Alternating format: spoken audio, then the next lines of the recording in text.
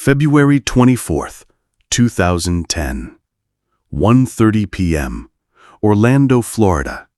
A calm afternoon at SeaWorld, until the water turns red. A trusted trainer, Dawn Brancheau, kneels at the poolside. Seconds later, she's dragged beneath by the park's largest orca, Tilikum. Her screams vanish in a surge of water, replaced by gasps from thousands of horrified onlookers. What dark secret turned this family show into a nightmare? What warning signs were ignored, hidden, or deliberately buried? If you think this is just another tragic story, you're wrong. Because what happened here exposes something far bigger. An empire of silence, built on profit, pain, and fear. And unless you're ready to face these truths, you might as well look away now. But if you have the courage, subscribe to Tragic Echoes. Don't wait for the next chilling disaster to remind you that ignorance always comes with a price. Those who refuse, go to the comments and explain why you'd rather shield yourself than confront reality. Dawn Brancheau wasn't just another trainer. Born and raised in Indiana, she grew up on the quiet shores of Lake Maxincaquis. As a child, she spent hours swimming, her heart set on one dream: to work with marine animals. Friends recall her bedroom walls plastered with dolphin posters, her notebooks filled with sketches of whales. For Dawn, the ocean wasn't just water, it was destiny. At 19, she joined a marine program at Cedar Point in Ohio, where she proved gifted beyond her years. Colleagues remembered the way animals responded to her touch, as though she spoke their silent language. By 1994, she'd arrived at SeaWorld Orlando. Blonde ponytail, broad smile, unmatched skill, she rose to senior trainer status in a world where only the best survived. Her colleagues describe her as patient, disciplined, and deeply respected. She wasn't reckless, she was precise. Her whistle calmed the whales. Her laughter filled the tanks. And outside the park, she built a quiet, happy life with her husband, Scott Brancheau. Married in 2005, they filled their home with marine sketches, seashells, and quiet reminders of the creatures she adored. But one whale in particular loomed over her career. A giant that dwarfed every other orca at the park. A shadow with a violent past. His name was Tilikum. Captured off the cold waters of Iceland in 1983, Tilikum was torn from his family pod when he was just 2 years old. He never again felt the open ocean. Instead, he was transported from tank to tank, a prisoner dressed up as entertainment. At Sealand of the Pacific in Canada, he was confined to a steel pool barely bigger than his body. There, in 1991, he was involved in the death of a young trainer named Kelty Byrne. Pulled beneath the surface, she drowned as onlookers watched helplessly. It was the first death tied to Tilikum, a warning sign ignored. When Sealand closed, SeaWorld Orlando swooped in, buying Tilikum in 1992. For them, his massive size wasn't a danger. It was an asset. He would become their star breeder, fathering more than 20 calves in captivity. To guests, he was Shamu, the crown jewel. But to insiders, Tilikum was unpredictable, scarred, and broken. His collapsed dorsal fin, bent like a sickle, was a visible sign of stress, though SeaWorld spun it as normal. Trainers knew he spent long stretches alone, isolated in a small tank, and they whispered about the rage bubbling beneath his 12,000-pound frame. Dawn worked with him anyway. She trusted him. Maybe too much. That February afternoon began like any other. Over 5,000 fans filled the stands for the Dine with Shamu experience. Families carried trays of food, kids clutched Shamu plush toys, Parents snapped photos, never guessing the horror about to unfold. The air smelled of popcorn and salt, a festival mood, covering the storm about to strike. Dawn, as always, performed flawlessly. She smiled, waved, and guided the whales through routines with grace. To the crowd, it was just another day at SeaWorld. To Dawn, it was the rhythm of life. She had no reason to expect anything different. Until the final moments. As the show wound down, Dawn knelt at the edge of the pool, rubbing Tilikum's head, her ponytail swaying gently over her shoulder. Trainers and witnesses say it looked routine, familiar, harmless. But, in a blink, everything changed. With explosive force, Tilikum lunged, seizing her by the hair. One moment, applause filled the stands. The next, silence shattered into screams. Dawn was ripped into the water as the whale's jaws clamped down, dragging her beneath. The pool's surface exploded, waves smashing against the concrete. Witnesses later said they heard her scream, brief, muffled, and then swallowed by water. Blood surfaced in a dark cloud. Parents covered their children's eyes. Some kids sobbed uncontrollably, others frozen in shock. Phones dropped, cameras stopped rolling. This wasn't a show anymore. It was a nightmare. Trainers rushed forward with nets, frantically signaling, shouting commands. But it was no use.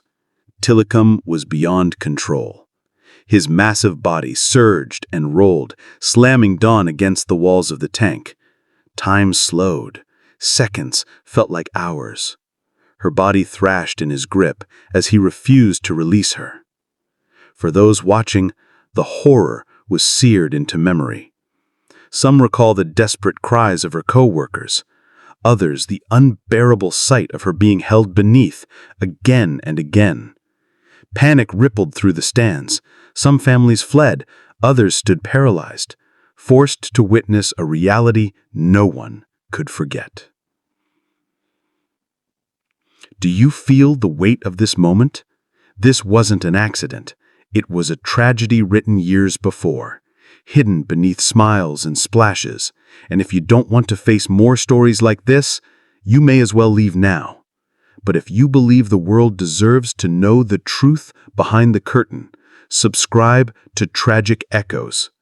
Because those who look away are complicit in silence, and silence is deadly.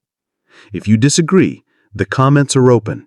Tell us why you'd rather shield yourself than confront reality. Dawn's struggle didn't end quickly. Witnesses say the orca held her under for long, agonizing stretches, resurfacing only to thrash her again. Rescue attempts were nearly impossible. Trainers had no weapons, no emergency system to drain the pool. Nets and poles were useless against a 12,000-pound giant determined not to let go. The crowd's joy turned into collective trauma. Children wailed, adults shouted in disbelief. One father was seen covering his daughter's eyes, trembling as the water turned crimson. Trainers on deck sobbed openly as they tried to intervene, powerless against the beast they thought they knew. And there, beneath the roaring chaos, Dawn's fate was sealed. The attack dragged on for over 25 minutes. Witnesses describe an unbearable scene. Tilikum refusing to release Dawn's body, circling the pool with her limp form clenched in his jaws. Trainers screamed, whistles pierced the air, but the giant predator ignored every command. Some staff scrambled for emergency equipment, stretchers, nets, fire hoses, but none of it worked. Unlike dolphins, unlike other smaller whales, there was no quick method to subdue an orca of this size, and SeaWorld knew it. Paramedics rushed to the stadium, but even they couldn't intervene until Tilikum finally let go. By the time Dawn's body was recovered, it was too late. Her injuries were catastrophic, beyond saving. The dreamer who once filled her childhood notebooks with whales now lay broken by the very creature she had dedicated her life to. And in that moment, everything changed, not only for SeaWorld, but for the world's perception of captivity itself. News of Dawn's death spread across the globe within hours. Headlines screamed, "Killer whale kills trainer." Television stations replayed shaky cell phone footage and tearful witness testimonies. Online forums exploded with shock and anger. Parents who had brought their children to SeaWorld questioned whether the park was safe at all. SeaWorld, however, moved quickly. Executives scrambled to protect their image. They labeled it a tragic accident, emphasizing Dawn's bond with Tilikum and framing it as an unforeseeable event. But those inside the industry knew the truth. It wasn't unforeseeable. It was inevitable. For years, warnings had been ignored. Trainers had filed reports about Tilikum's unpredictability. Internal memos circulated about close calls. Former staff whispered about his dark history. And remember, this wasn't the first time Tilikum was involved in death. In 1991, Kelty Byrne drowned at Sealand. In 1999, the lifeless body of Daniel Dukes, a drifter who snuck into SeaWorld after hours, was found draped across Tilikum's back. 2 deaths. And now Dawn. 3 human lives, 1 whale. A pattern that couldn't be denied. But SeaWorld's defense was chilling. They argued that Dawn slipped, that her ponytail fell into the water, as though her death was her fault, not the company's negligence. Even worse, they insisted on continuing shows almost immediately, as if nothing had happened. This corporate spin infuriated investigators. The Occupational Safety and Health Administration, OSHA, launched a full-scale probe. Their findings were damning. SeaWorld had knowingly exposed trainers to recognized hazards and failed to implement effective safety measures. In 2012, the courts upheld OSHA's ruling, forcing SeaWorld to ban waterwork. Trainers were no longer allowed to swim directly with orcas during performances. It was a massive blow.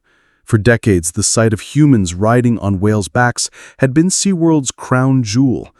Now that image was gone forever. And yet, the story didn't end in the courtroom, because Dawn's death sparked something no one at SeaWorld could have predicted: a global movement.